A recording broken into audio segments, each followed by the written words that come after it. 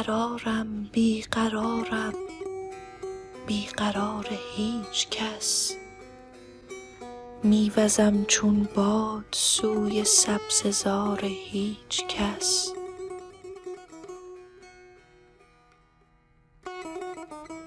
با امیدی خوش خیالانه به پایان میبرم سالهای عمر را در انتظار هیچ کس.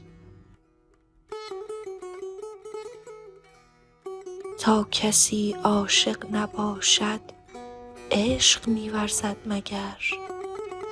عاشقم، یک عاشق دیوانه وار هیچ کس. خسته ام تا بی نهایت زیر بار هر کسی، می تکانم شانه ام را از غبار هیچ کس.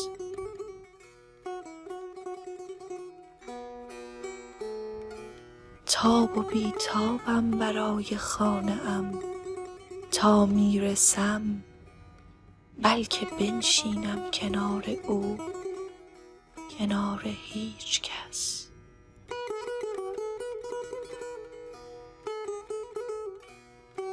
می کشم دستی به روی تار موهای سفید، روبروی گریه بی اختیار هیچ کس.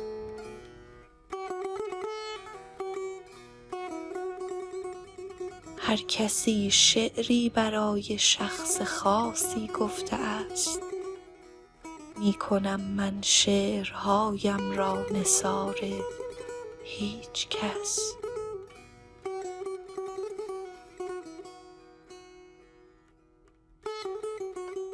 شاخه در آرزوی نوبهارانم شکست، کاری از دستش نمی آید بهار هیچ کس.